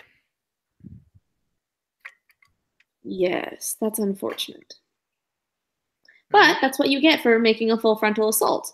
It is almost never, she like makes meaningful eye contact, almost never the smartest way. That's why I was playing Secret Agent. Almost assuredly smarter, although playing Secret Agent with other people on your team is generally the best way to go. All of you playing Secret Agent together. I'm not sure I'm explaining this well. It is a sort of seriously. Now that's if you're playing Thieves. Well, Thieves will work too. I was going in for information. The bonus mission was to get Allison out. Failed the main mission, got Allison out though. Do I know who Allison is? Nope. Who is Allison? And what information were you trying to get, and on whose behalf, if you don't mind my asking? Oh, no one's. They just said I couldn't. They just said I couldn't go in there. That tracks. They said I couldn't do it. That was their mistake. And I did it. Not only did I get in there, I did something they couldn't do. I got her out. Who is she? Oh, Allison? Oh, she's this nice. Oh, she's this nice girl. She's about my age, I think. She had a nice black dress last time I saw her. However, she was very sad the very first time I met her. We were at the playground. It was when I was sick. She was scared. She said she bit her mom at one point. Her mom didn't love her anymore, so they sent her there. She bit her mom? Mm-hmm. And then when I was flying out with her, she just burst into these colors, and it was brilliant and wild. There was like fireworks. I was like in the middle of the 4th of July. What did she look like after the fireworks? Oh, she had big teeth. Like my teeth? Marcia like grins. Yeah, but bigger. Bigger teeth. Damn, girl. No, I'm just kidding. Mm-hmm. Jamie and the rest seemed to think she was very important. Interesting. They even bowed to her. Oh, God. She says that out loud. I honestly don't know what that was all about. She immediately thinks of Red Cap Jesus. But you know what she always wanted to eat? What? I don't know what she always wanted to eat because that never came up in the scene. But I don't remember. but I'm going to make something up. She wanted borscht. Borscht? Mm-hmm. Borscht. I didn't know what that was, but it sounded awesome and it was delicious. It is delicious. Not a lot of people on board with that one. Interesting choice. Huh. I would have gone with haggis personally because she's Scottish folklore. Sorry. It's okay. It could have been haggis. It's actually quite good. Yeah. I want to try haggis one day. Haggis is delicious. Have it in Scotland.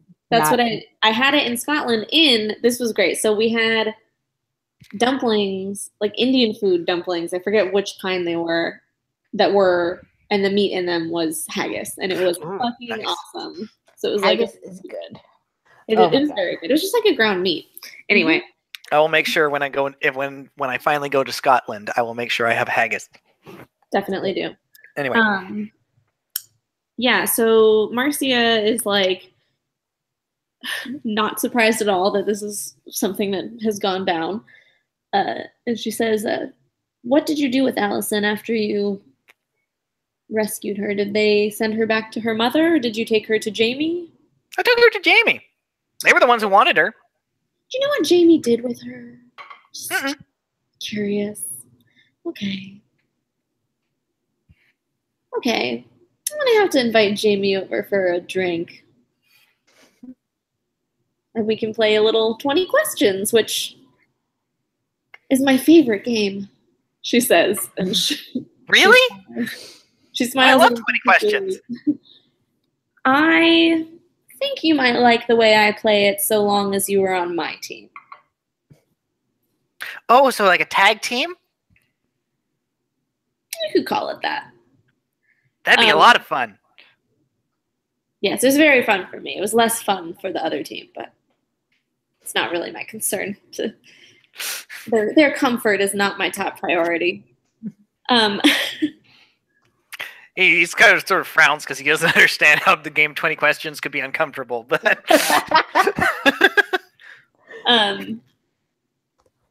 yeah, she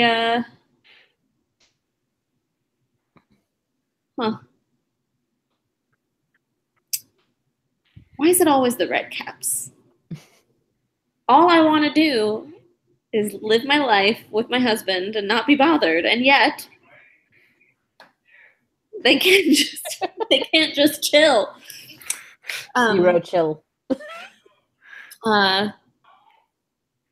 Yeah, she's gonna shoot Jamie a message while they're kind of eating their pie and just say, "Hey, we should talk soon."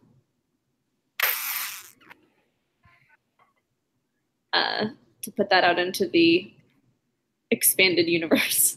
Okay. Yeah, you said a text? It will, yeah, and it will be like. Okay. Oh, 2 separate texts. Gotcha. You'll get a response back. Just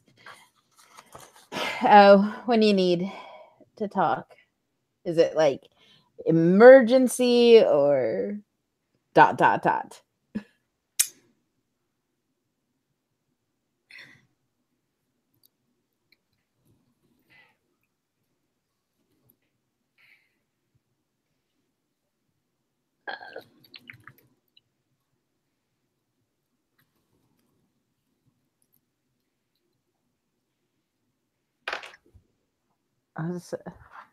I would not recommend postponing. Okay. Mostly just because Marcia doesn't want to be kept waiting. Yeah. But I would the passive aggressive text. Excellent. Mike and I will be by in a bit. Okay. Yeah, we don't have to go into it now, but just for future reference. Yeah. Yeah, she kind of she says, so Jamie and Mike wanted you to stay with me. Why? Do you know why? Not that I mind. You're always welcome, but it just seems strange. I have no experience with people your age or taking care of other living things. Oh, you don't have to take care of me. I'm doing fine so far. Well, that's a matter of perspective, dear. For example, Mrs. Singh was extremely alarmed that you were sleeping in a treehouse instead of a house, which doesn't really bother me, but, people are fussy about things sometimes. I don't say what the problem is about that. It has to do with...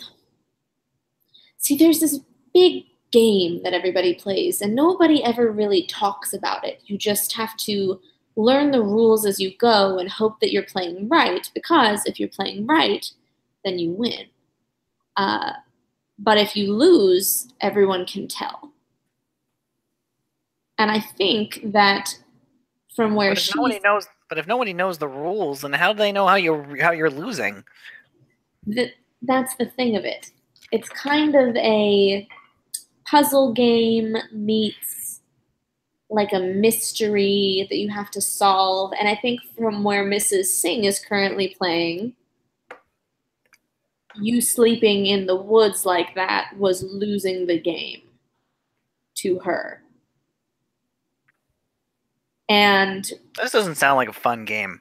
It's not a very fun game. It's just one you have to participate in after a certain age. You're a ways off from that, so I wouldn't worry too much. Yeah, I guess I'm never going to play that game. Probably not, based on literature that I've experienced. Besides, I have my own house anyway. Well, it's not really mine. It's Mrs. Barnsworth. You have a house? Hmm? Yeah, it's in San Alipius. Why do you not stay at this house? Oh, I do sometimes. That's fair. Is there I anything stay a lot of places. How defensible is this house? Oh, it's big! Huge! There's stairs and stuff. Besides, there's ghosts. Ghosts? Miss Barnsworth lets me stay there if I tell her stories. Is she a ghost? Mm-hmm.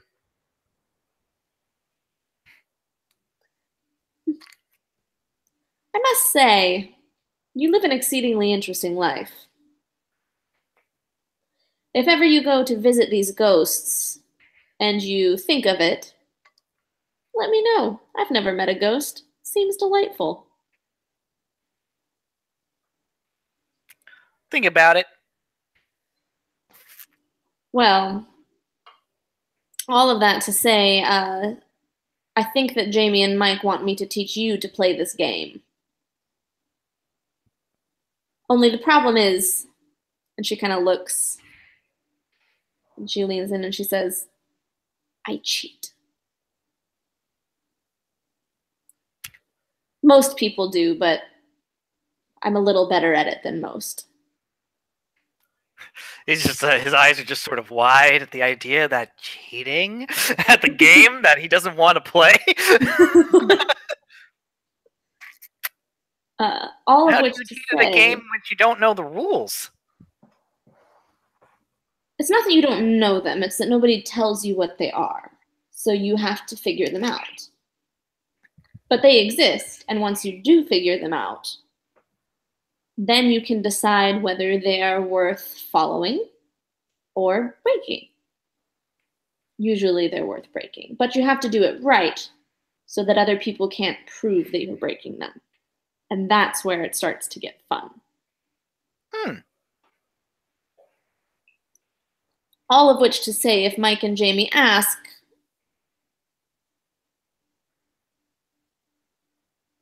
I might tell them that I've talked to you about learning some things.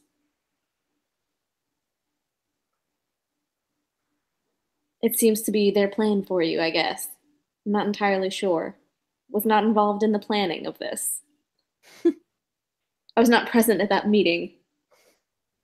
Well, they have plans for me.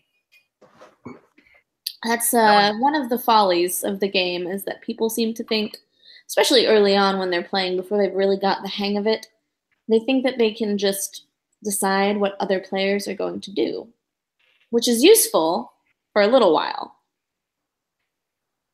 But I don't think they thought about the fact that you have no interest in playing the game, and I'm better at the game than they are. So they've already lost. Excellent. So what do I win? For now, nothing, but it may pay off soon. Do you want to get any pie to go? Oh, sure. Cool. So they load up more pie. If Patrick wants to come back to the house with her, he can. If he wants to go do outdoorsy.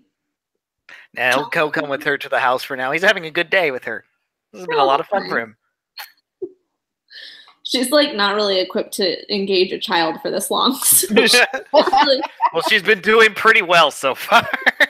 So they get back to the house. Like comics, right? Here's the New Yorker. Yeah, and so they get back to the house and she says, I confess I'm not entirely sure what to do.